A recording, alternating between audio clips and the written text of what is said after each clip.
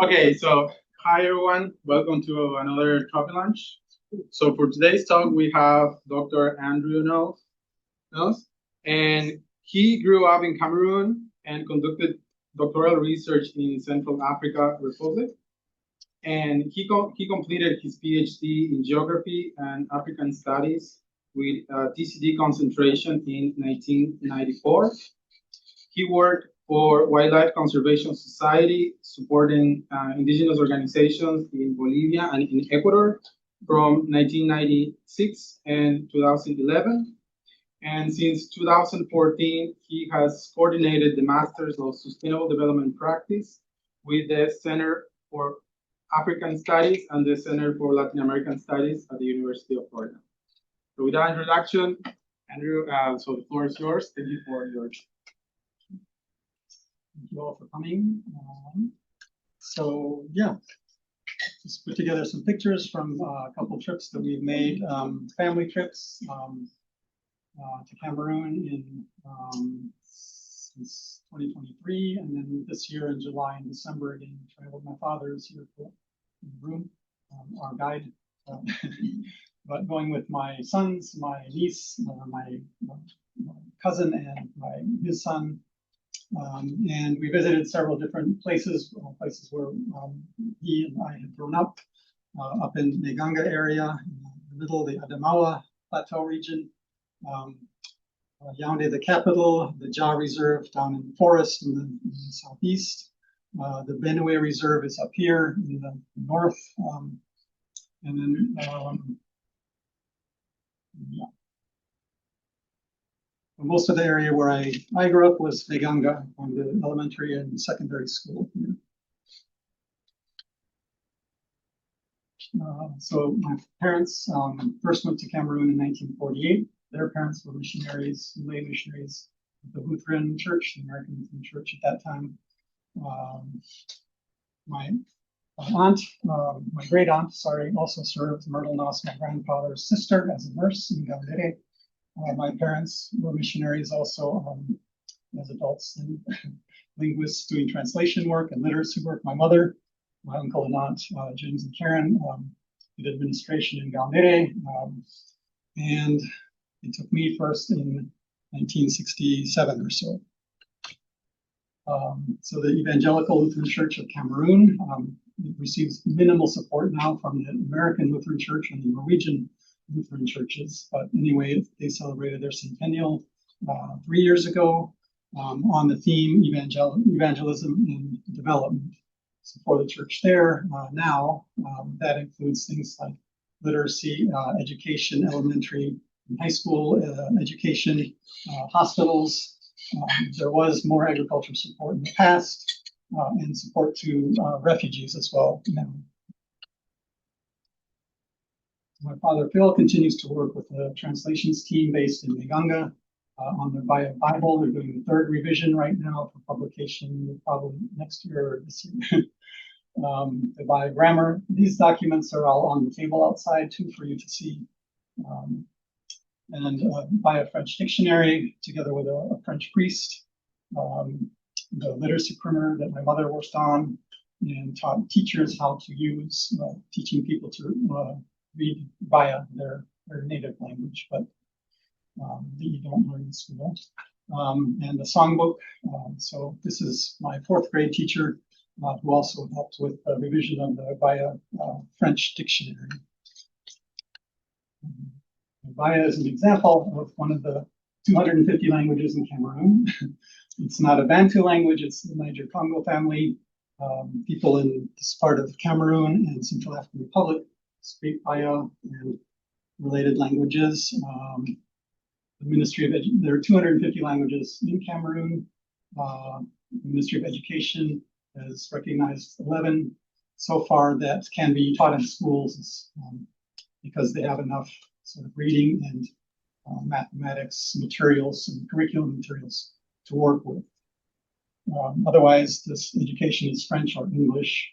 We're bilingual now. There are English-speaking schools throughout the French part of the country now. So anyway, children now have the choice of going from the beginning into an English or French school. When I was growing up, we just had French schools in Meganga. So starting our travels, Yaoundé, we get out of it as quickly as you can. Well, actually, Yaoundé has beautiful hills around it. Montfévé, these are inselbergs. They rise up about 400 meters above the forest plain at 800 meters. There's a monastery and golf course up on the hill that we're on here, Montfévé. But it's notable that people have recorded over 700 species of butterflies on this hill alone. So it's one hill like that. And I'm interested in butterflies. I collected some in Cameroon. I donated them to the museum here, and I'm helping curate them now, the Natural History Museum. And working with the Lepidoptera Society of Africa on their digital encyclopedia and journal. So anyway, Moncala, just outside of Yaoundé, about an hour away, is where several of these French and Belgian professors from the University of Yaoundé, or working at the University of Yaoundé, did long-term studies, and a couple of their books are out there for you to see as well. We know the butterfly's hilltop, so they're drawn. The males hang out at the hilltops, and the females, when they're ready, show up, and they quickly pair up and go off and mate. But anyway, it's an easier place to find butterflies. These are some of two of the rarest, most difficult to find African butterflies. Their life cycles in host plants are not known yet either. And anyway, they were collected on Moncala, so we thought we would go look for them. But it rained when we were on the top. And but we had a very nice climb up Moncala. These are farms, corn and aniak and things down in front. And then forest that the community uses for hunting and gathering things. We had to get permission from the chief of Kala, and here this overhang, permission from the ancestors to visit their land, and that we were not going to cause any damage or harm. And we did not receive any damage from the ancestors. We did meet two hunters with a couple of brush-tailed porcupines they had captured, and a tortoise. You can see some butterflies and had some delicious fruit. This is a ginger fruit. And then another trip was out to the Ja Reserve, south east of Yaoundé. Hotel we stayed in Ngomie. Rode into the forest, and this is the dreaded police stream. So you have to do whatever the police require of you in order for them to drop the stream for you to pass. And the logs are going out. They're public, what do you call them? They're government owns all the forests and land and animals, and then grants them out. So for logging companies, it's the private concessionaires who are doing the logging. So there are concessions around the Ja Reserve. Local people, Baka, indigenous Pygmy, and other groups may farm and hunt along the road or near the villages in the buffer zones of protected areas. There's a very interesting book about the Baka and forest people without a forest out on the table there if you're interested in views on what their development process has been. So Ja Faunal Reserve is a UNESCO World Heritage Site. We walked in 15 kilometers to a tent camping site. There isn't any other infrastructure. There aren't any other tourists. We had armed guards with us, eco guards, to protect us from elephants or poachers. And then Baka porters. So our guide and then two guards and porters turned all the water in for us to drink and the food. So we didn't see any mammals. We heard elephant or chimps. We saw tracks, gorilla tracks, tree hyrax, if you've ever heard what the scream is like. I'll never forget. Middle of the night, on and on. Anyway, we find a recording of it. We found cable snares. I studied cable snares when I research here. It's wire, like bicycle brake cables that they use to make snares to catch animals by the foot. They're very messy and deadly and destructive and illegal, but that's what everybody uses because they're very cheap. Lots of birds, if you're interested in birds, but mostly we encountered swarmed of army ants and drivers and termites. And then we headed north. Gaundere is up in the Adamawa region, so halfway up Cameroon, Adamawa Plateau.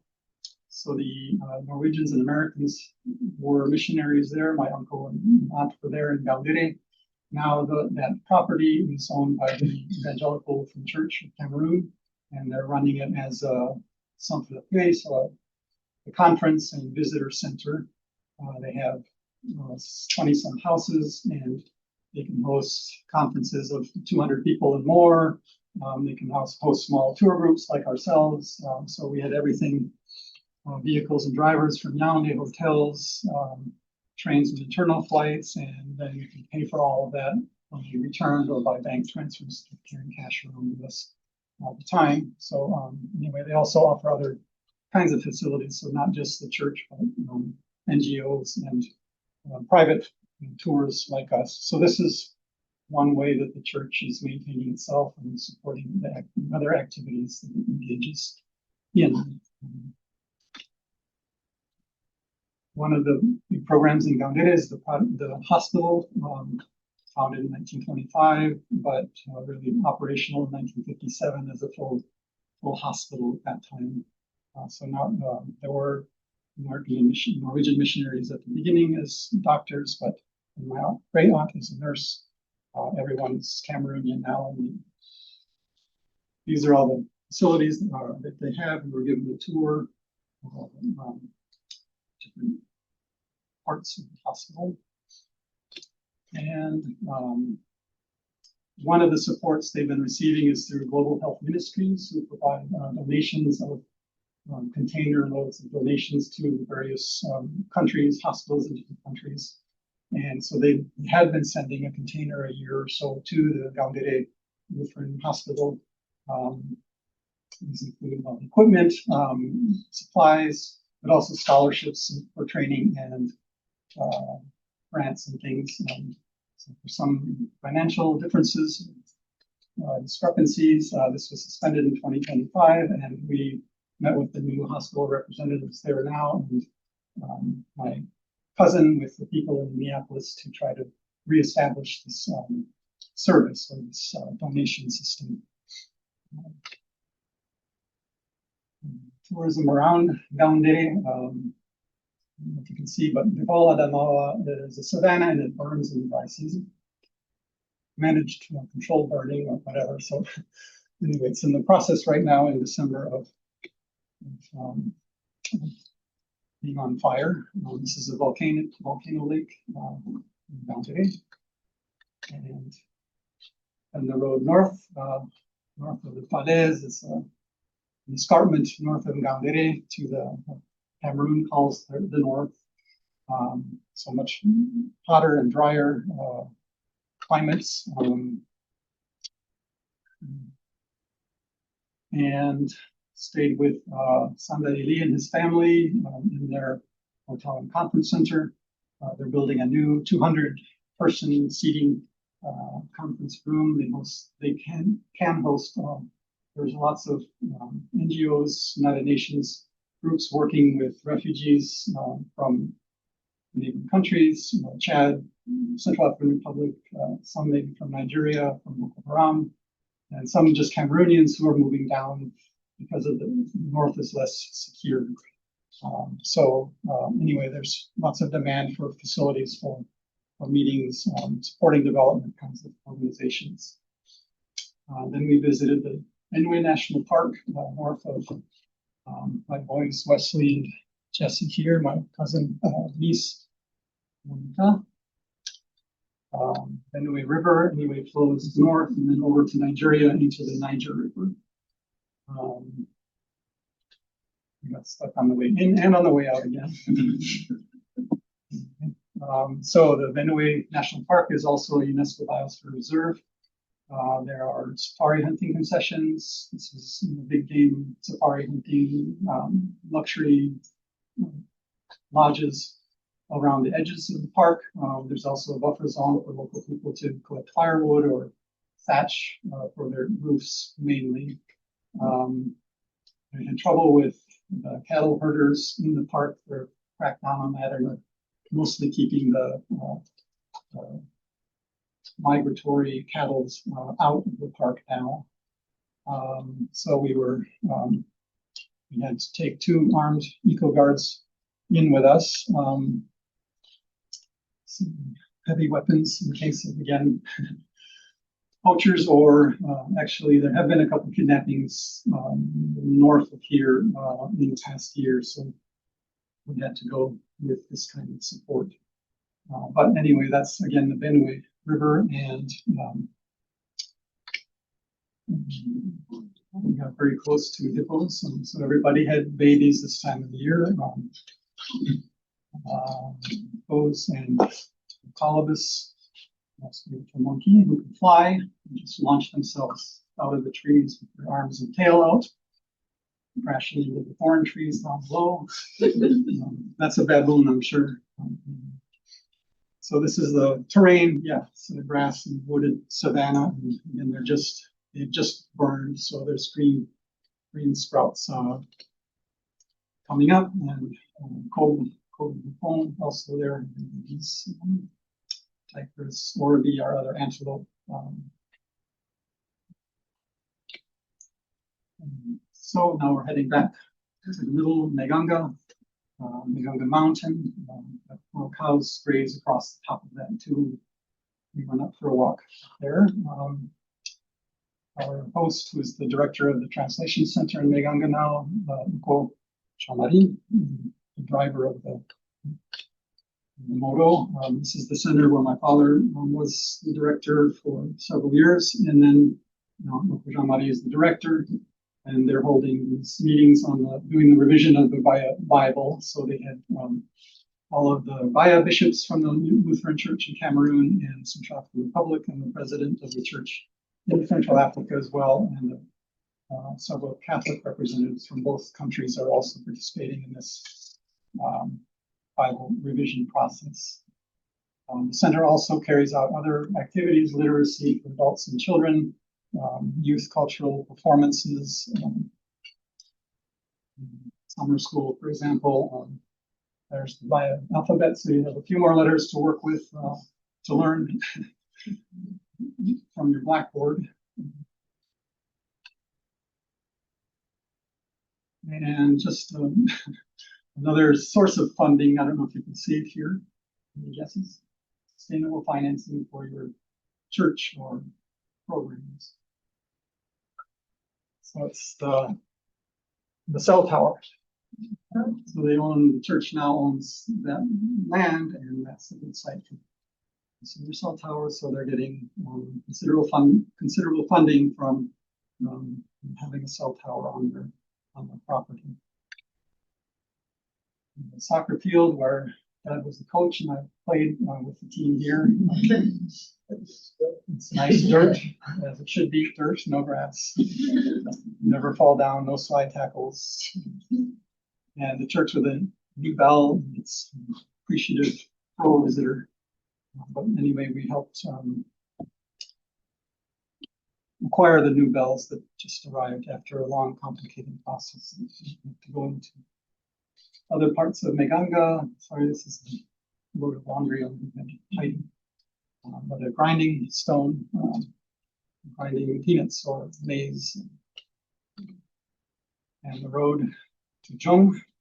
There's one paved highway in Cameroon that we took from Yaoundé up to, well, it's quite broken up in the middle parts of it, but anyway, all the way to the north, Garoua, and the roads off are all dirt, and in the wet season they're wet, and in the dry season they're dry. These are the buses that go off onto the dirt roads to all the towns, anywhere you can get to them. And you can ride on top if you need to, if there's not room inside. And there are cows everywhere throughout this countryside as well, with herders, but mostly it's unfenced. Or if it's fenced, it's to keep the cows out. So the Bororo and Fulani moving, and so this is everything.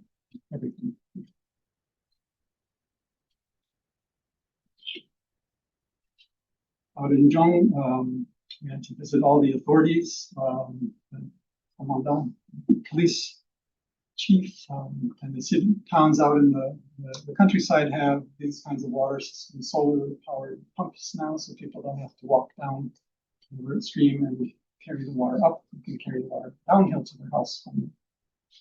And solar panels for lighting as well. One of the authorities is the Lamidos, the chief Muslim in the north of Cameroon. It's a more or less hereditary position, but there can be several candidates with different family ties or rights to be selected among. So, but anyway, the Lamido of Jong is also a member of parliament. It's a very important person in the Cameroon government system, both the traditional and the Western parliamentary kind of system. And he has a museum in Jong of cultural artifacts and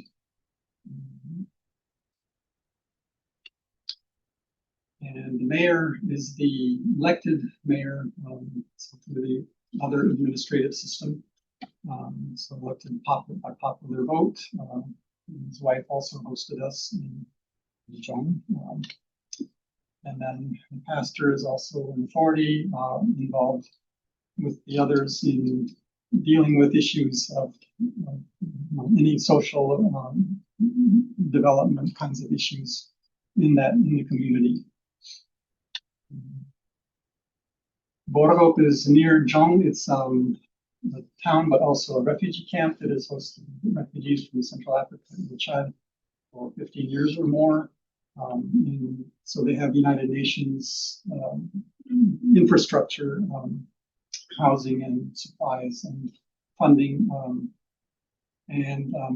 Back in July, they were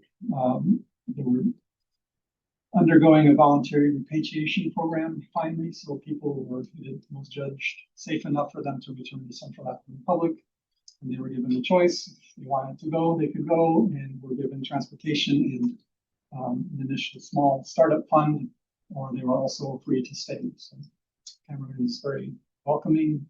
There may be 300,000 refugees at any one time that they're hosting from the neighboring countries under these kinds of conditions. So, and the church was started by for Pastor Falabai. Timote was a classmate neighbor of mine in Meganga. Mbere National Park has no infrastructure, no access. You can walk in. Anyway, this was also the site of the Via Prophet-led rebellion against the French and the Fulani leadership in the 1928. Sore is a small bush important for the Vaya. I can't explain what it is, but there's a book out there that can explain what it means to be the tree of life. But a symbol of peace.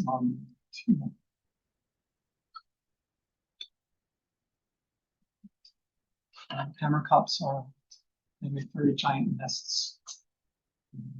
Unique birds to Africa.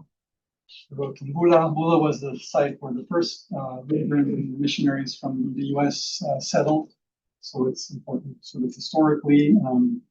The gentleman is the Lamido of Mbula, and so he walked with us over from the town where they lived to the site, which has no bridge, but this one, no driving bridge. And anyway, they have ideas of tourism and a site of sort of cultural, historic, religious tourism if they had funders or government support. Bitare Oya is where my grandfather, so this is the names, these are the names of the heads of the, what do you call it, local church district. So my grandfather is here, 59 to 1969, but then he was the last American missionary director, and since then it's been via pastors who've been heads of all the center district since that time. That was the old church bell. We asked for a replacement, but this works quite well and it doesn't get stolen. Betare is famous for gold mining. This isn't really artisanal, but there's sort of different hand digging also going on, and then there are concessions to Chinese companies as well, working gold in the area. But Mararaba is the further south and west, the edge of the forest. Hamidu and his wife now were our neighbors in Meganga and worked for my grandfather for a few years, but then he was elected the chief of Mararaba, so moved down there. Adama was our hostess lady in 1967 when I first went to Cameroon. Her daughters are taking care of her at home now. So the Pangar-Jeren Reserve is near Mararaba.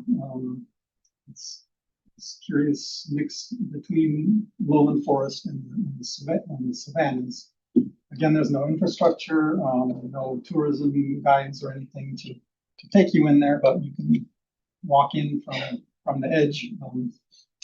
And one of the people in town took us to his field 3 kilometers away, which had been visited by elephants. So these are the northernmost forest elephants in Africa that but like corn and peanuts. And you're supposed to stay in your house by your field and chase them away when they come at night. If you're not there, then anyway, so we ate corn and peanuts that were harvested by elephants. I was looking at butterflies again, so it was what was remarkable in that 3 kilometer walk back from the elephant field to town was patches. Walk up 100 meters in savanna, and savanna butterflies are there. And then you walk 100 meters, and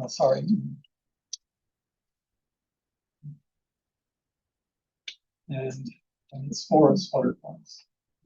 And then walk another 100 meters, and it's back to the savanna butterflies again. This is the African monarch. And then skippers, if you've heard of them. We have skippers here, but they're in savannas and forests. And these are milking aphids. So again, it was just remarkable walking the same path, and things changed so dramatically with the butterflies.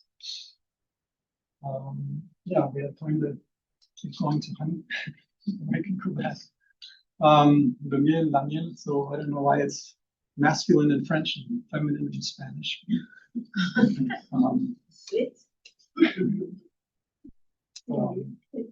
Père Bodanès came also in 1948, like my father came to Cameroon as a French priest, Catholic mission. They supported themselves, so his means of support was to start bottling and selling honey. And it was all from these kinds of grass hives like this in the trees, but they were, he started distributing nationally, including to the candy company, the National Candy Company. So he was involved up through the 1980s. The Sadama region is the main honey region for Cameroon. It's in that savanna, but they estimate maybe 21,000 beekeepers are involved and 1 million hives, perhaps. And the bees are getting nectar from native savanna trees and also from mango trees. So we went out with Pierre to see some of his 80 hives. So they have to be situated where you can work them at night. Okay. And they don't use smokers. They use fire and grass just to open and take out the honey. So honey, for most people, I think, is a kind of supplement to whatever it is they do. Generally, wood for the kinds of hives we have here is too expensive. Also, wood hives on the ground will burn from the grass fires and disturbed by cows. So these are up out of the way a bit too. But anyway, these grass hives can last up to 5 years. This land is communal or public land in some kind. Sorry, behind me. So the cows are there. Very beautiful hives and beautiful forests. That's the eater is taking pollen in. So it's a kind of extensive beekeeping system. They don't do much to attract the bees. They don't breed bees or divide hives or anything or breed queens. They just set these hives up in trees and the bees occupy them spontaneously. I mean, they're swarming and moving all the time, so they find hives to live in. And then the bees build their own combs. And so it's just providing shelter for them and no other manipulation or management of the bees. And then it's sold this way, on highway number 1. So the dark honey in the Coke bottles, recycling, right? They say it can be adulterated. It's extracted with fire, so it's stronger smelling, tasting honey. It's cheaper. And then clear honey is extracted without fire. And you can test for purity, right? If you light it on fire and it burns, then it's pure. If it's adulterated with water, then it won't burn. Yeah, so thank you to Nathan, who was my friend from high school in Nigeria. He took a lot of the photos, accompanied a couple of the trips. And many guides and hosts and drivers. And yeah.